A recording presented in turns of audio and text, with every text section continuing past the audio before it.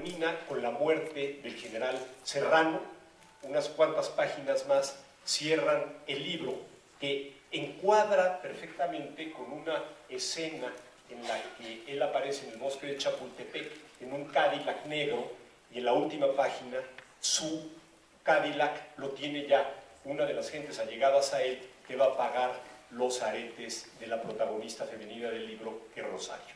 De tal modo que es más en esos días donde precisamente empieza la novela de Ignacio.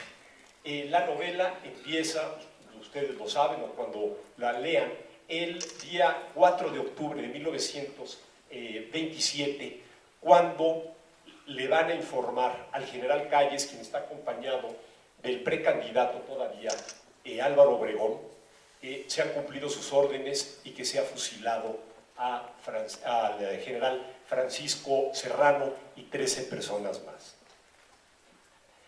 A partir de este momento, la obra toma una enorme dinámica, un enorme dramatismo, en el que lo único que podemos lamentar es que sea muy breve, 260 páginas que se leen a toda velocidad, cuando esto no es sino un reflejo, creo que, del enorme talento literario de Nacho, donde, a diferencia de muchos otros autores que incurren en la novela histórica, llenan y llenan y llenan y llenan páginas, y Nacho lo que hace es selecciona exactamente lo que es necesario para explicar la circunstancia y la atmósfera, junto con la psicología y el espíritu de los personajes. Por tanto, yo creo que es una obra literaria que viene a enriquecer enormemente la parte histórica de nuestras letras. Creo que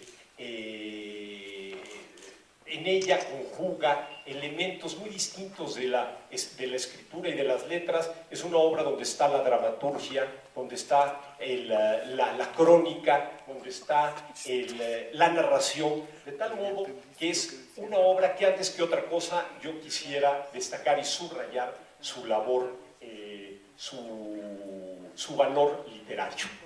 En segundo lugar, algo que me llamó mucho la atención de la novela es que se concentra en un hecho absolutamente insólito, en ese México de los 20s, en el que el carácter de la persecución religiosa de alguna manera determinó muchas de las circunstancias nacionales, y cómo su protagonista principal, quien encabeza esta guerra contra la Iglesia, es el general Calles, quien al avanzar la novela va descubriendo, al regreso de su exilio en Estados Unidos, su angustia por la trascendencia, que se refleja en el espiritismo.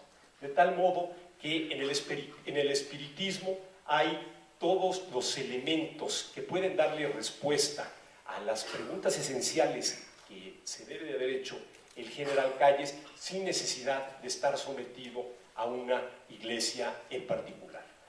Y el tercer elemento, que creo que es fundamental, sobre todo en estos días, para poder ver a la distancia lo que fue la vida política de esos años finales de los 20, principios de los 30, y que corre a todo lo largo del siglo XX, es el nacimiento del PNR, que se transformará luego en el PMR para concluir con la denominación del PRI.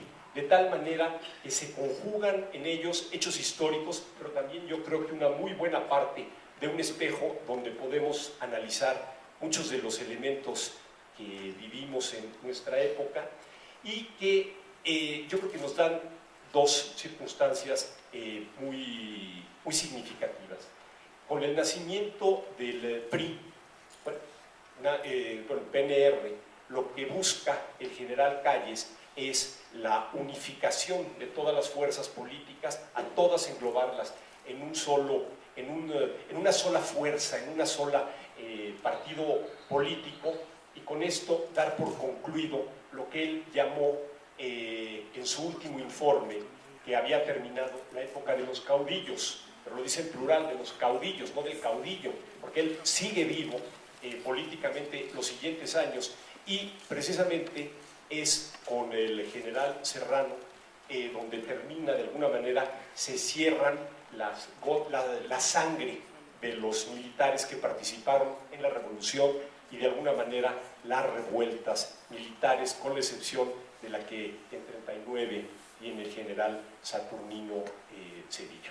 De tal modo que todo este panorama creo que nos permite entender esa época, nos permite como un espejo, como un reflejo, entender muy buena parte de las nuestras en un México que culminaba la violencia frente a un México en el que la vivimos de otro modo, pero que se ha convertido en una parte de nuestra vida cotidiana.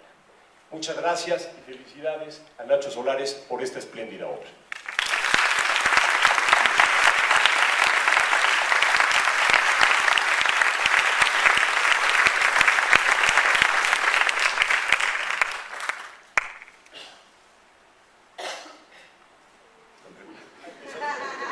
Muy bien.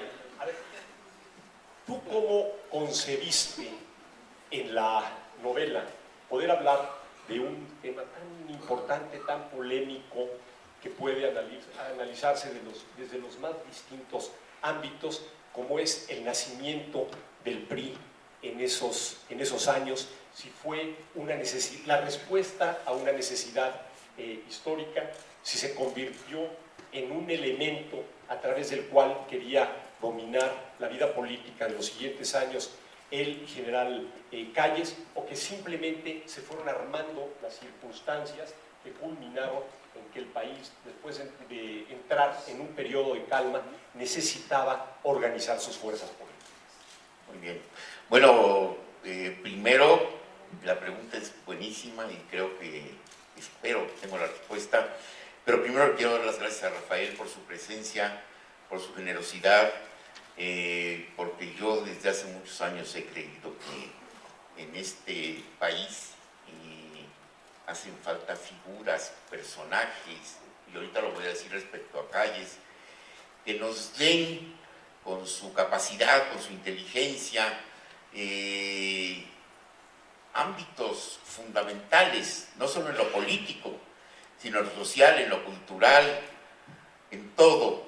Y para mí, en lo cultural, yo le quiero decir a Rafael que particularmente tengo una especial admiración por todo lo que implicó su trabajo desde Bellas Artes, pero sobre todo en Conajunta. Entonces, muchas gracias, Rafael, por estar aquí. Muchas gracias al Helénico, a mi querido José María Mantilla, el director del Helénico, por la invitación, por la generosidad de recibirnos. Y les adelanto, muchas gracias a mis actores y mi director consentido. Dirigió, de las pocas obras que he puesto, 5 o 6, ha dirigido creo que 5 o 4. José Ramón Enríquez, entonces Jesús Ochoa, Miguel Flores, mi querido Antonio Crestani, que siempre ha estado junto a mí en tantas aventuras. Entonces adelanto el agradecimiento para no tener que decirlo después, y ya verán qué escena les tiene reservada de ese encuentro verdaderamente insólito que se puede dar a partir del espiritismo entre Calles y nada más y nada menos que Álvaro Obregón, al que Calles mandó matar. Entonces ustedes verán una escena en la cual está en el libro, es el capítulo 6 si no me equivoco, se encuentran, y yo siempre he pensado que los encuentros en vida o en muerte con ciertos personajes revelan lo que somos, lo que hemos sido, y además en este caso lo que ha sido un país. Bueno, pero ya para aterrizar la pregunta tan aguda de Rafael, efectivamente, yo creo que en este proceso se dieron circunstancias muy especiales. Por supuesto, para que llegara el PRI al poder, el PNR, pero cuando hablamos PNR, recuérdense que decíamos, es el abuelo del PRI, no es cierto, es el papá del PRI, pues simplemente le cambió el nombre a partir de alemán, pero es el PRI. Pero, ¿qué sucedió para que después de venir de una guerra civil pudiera el país dar ese giro tan verdaderamente brutal, vertiginoso, y nos encauzáramos hacia otro rumbo. Esto es muy importante, incluso es muy importante preguntárnoslo ahorita, ya que estamos a punto de nuevamente encontrar quizá otra coyuntura para ver otro rumbo de nuestro país, que peor, como lo ven, no puede estar. Entonces, miren, lo que sucedía, creo yo, veníamos de la guerra civil. Obregón se reelige, es presidente electo cuando lo asesinan. Ya no había duda de que llegaría al poder y que podría ser un sucesor de su admirado Porfirio Díaz, de quien decía Obregón, su único pecado fue envejecer. Pero piensen que Obregón, en el momento en que lo asesinan en La Bombilla, tenía 47 años. Si ustedes suman, y a ver, ayúdenme ahí más o menos, en 1968, pues habrá tenido, ¿qué? 88 años, más o menos. ¿Sí? Era 80. Bueno, imagínense la peinadita que le hubiera dado a los estudiantes. Ni Díaz Ordaz. Bueno, entonces yo creo que Calles, en todo este proceso, y por eso la verdad es que me da mucho gusto y me da mucho orgullo, se los confieso, haber escrito la única novela que hay sobre Calles, porque hay estudios, trabajos, biografías y todo, pero no hay ninguna novela. Entonces, en todo este proceso, lo que llama la atención es la visión de Calles hacia el futuro, la visión verdaderamente de un estadista, de un visionario que sabía dos cosas. Uno, primera, básica y fundamental: Obregón no puede volver a llegar a la presidencia. Si llega a la presidencia, se va a quedar allí, y además será muy probable que por los métodos de Obregón mandara a matar a Calles. Bueno, entonces, primera circunstancia que verdaderamente es fundamental para entender el proceso. Y luego, algo que es una jugada política como pocas veces se ha dado en este país. Yo creo que efectivamente en la vida de los seres humanos y en la vida de los países hay cruces de caminos. De repente todos nos preguntamos, bueno, ¿qué hubiera pasado si no conozco a fulanita de tal? Capaz que seguiría yo con esta otra. ¿Qué hubiera pasado si no hago ese viaje y en el avión me encuentro con fulano de tal que me ofreció un trabajo? No lo sé, pero en todas las vidas y en todos los países hay cruces de caminos que nos determinan. Y aquí Calles cambia el rumbo del país precisamente cuando muere Obregón, en el cual obviamente Calles tuvo que ver. Nomás para que se den una idea, de los 5 tiros que disparó León Toral, en el cuerpo el forense descubrió 13. Como le dice Calles a Morones, que era el operativo que estaba infiltrado en la Liga Religiosa, les pedí que lo remataran, no que lo acribillaran. Bueno, entonces, ¿qué sucede en ese momento? Que Calles se le ocurre una idea genial. Genial, es que hay cosas en las que uno dice hay talento, hay genialidad. Cuando en su último informe de gobierno, en septiembre de 1928, dice, se acabó la era de los caudillos, empieza la era de las instituciones. Allí el país da un giro, se acaba la guerra civil, funda enseguida Calles el PNR, en que, como nos explicaba Rafael, confluyen todas las fuerzas políticas del país, que se van a prolongar, fíjense, 70 años, y que con todos sus defectos y todas sus aguas oscuras por debajo, pues nos dieron 70 años de paz, no lo olvidemos, podemos no estar, como no estoy de acuerdo con los métodos del PRI, pero esto hay que reconocerlo. Entonces, yo creo que lo que sucede es que hay una visión particular, especial, visionaria de un hombre verdaderamente dotado como era Plutarco Elías Calles. Y ahí me refiero a lo que me preguntaba Rafael. Yo sí creo que la historia no solo son las circunstancias, no solo son que decir, bueno, pues se dio el motivo y... No, yo creo que Francia no hubiera sido la misma sin Napoleón. Cuba no sería la misma ahorita sin Castro.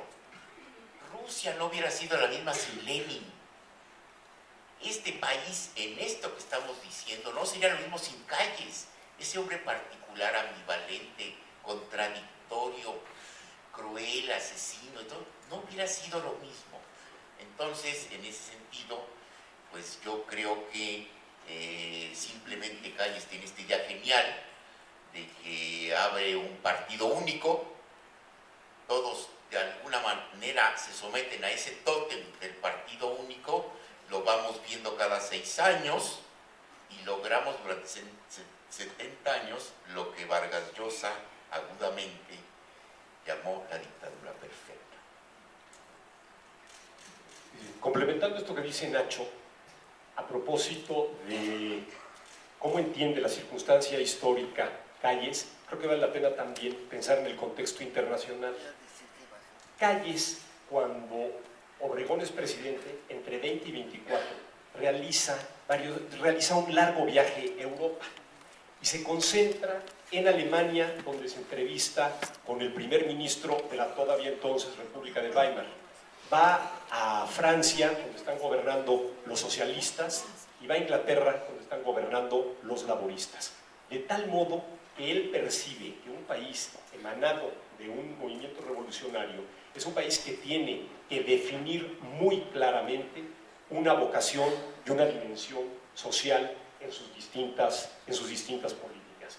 Sin embargo, un poco después realiza otros viajes en países que ya han tenido ciertas transformaciones, donde son países con partidos únicos. De tal modo que yo creo que también hay una amalgama, influencia internacional que a lo mejor sobre ella no se ha abundado mucho. Bueno, y él encuentra una forma, cuando es presidente, no sabemos, Nacho ahí yo creo que abre muy bien el abanico, si responde a una necesidad psicológica en la relación con el padre, la relación con el mismo alcohol, etcétera, si no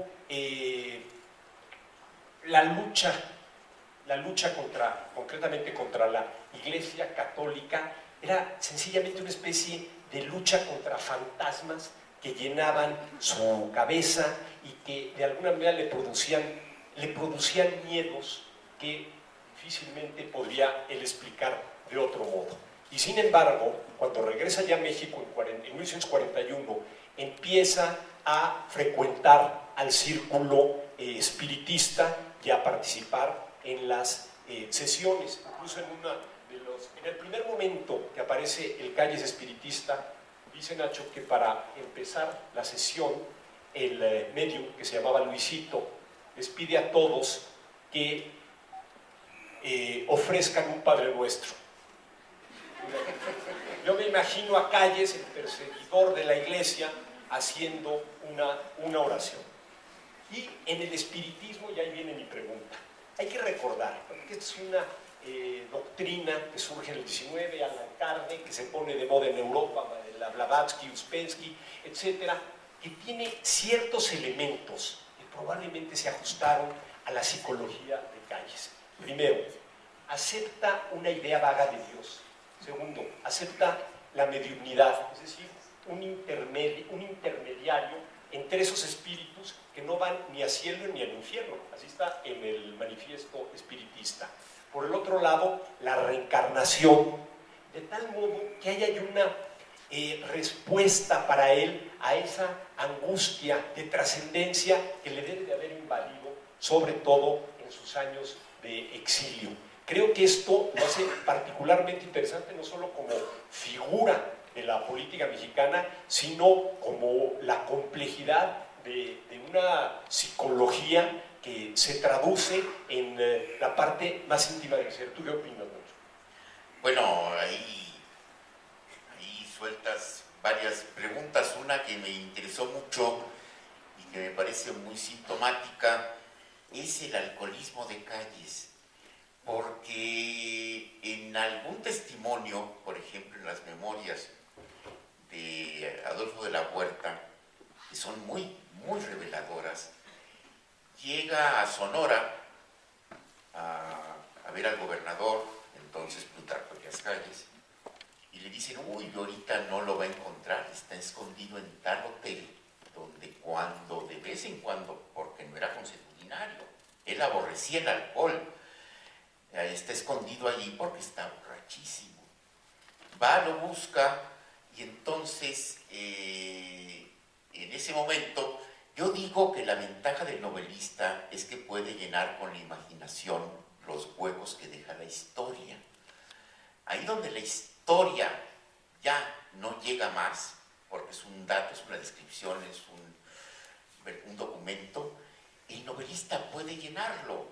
Yo, por ejemplo, digo, ¿por qué no si el doctor Ramón Puente en la primera escena de mi novela cuenta cuando está en Obregón y Calles esperando los 13 cadáveres donde viene Pancho Serrano, pues ¿por qué no describo el ambiente, la neblina, los milenarios ahuehuetes de Chapultepec? Bueno, aquí también, entonces, a partir del dato que nos da Adolfo de la Huerta, imagino la plática de Calles borracho, y en la cual le confiesa, y esto viene después con lo del espiritismo, ¿por qué? Por la ambivalencia de Calles. Este hombre verdaderamente visionario, genial, como yo les decía, estadista, era un hombre muy contradictorio, era un hombre muy vulnerable, tenía un gran carácter, tenía una convicción, era muy racionalista, pero como ven, como todas las gentes que llegan a extremos, tocan el polo opuesto. Entonces, aquí lo que me llama la atención es que verdaderamente se confiesa con Fito de la Huerta, como le dice, y le dice, es que yo cada vez que bebo me acuerdo de mi padre y no puedo evitarlo. Y yo odio el alcohol como odio la Iglesia Católica. Fíjense, ya hay algo psicológico sintomático.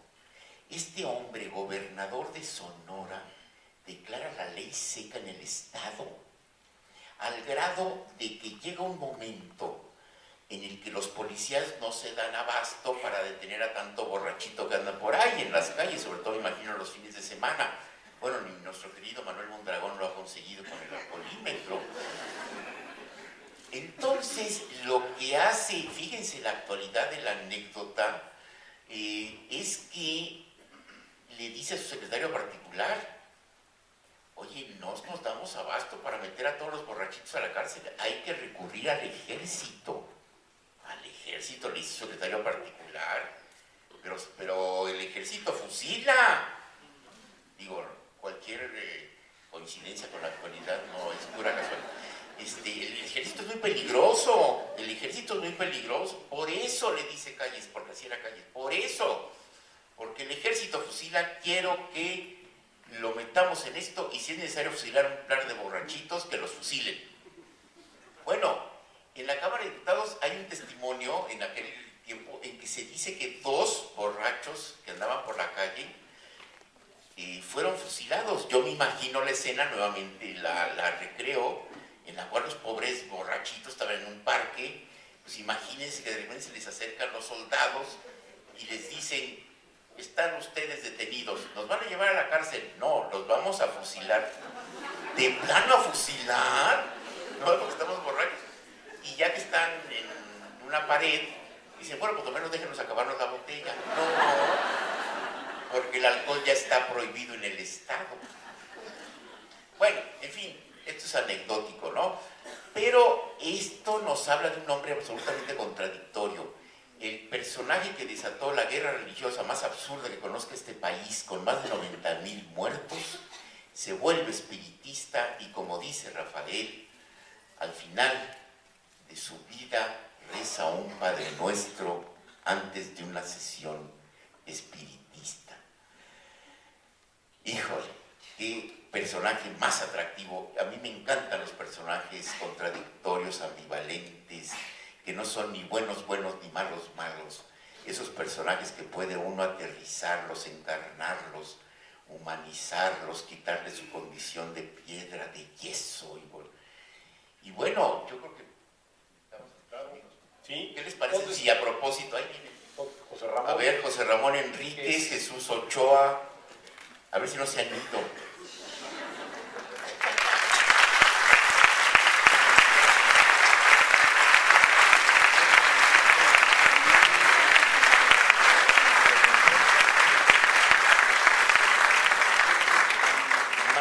Imagínense lo que es la nostalgia de lo que fue que hace 20 años pusimos esta obra durante 265 representaciones en la UNAM.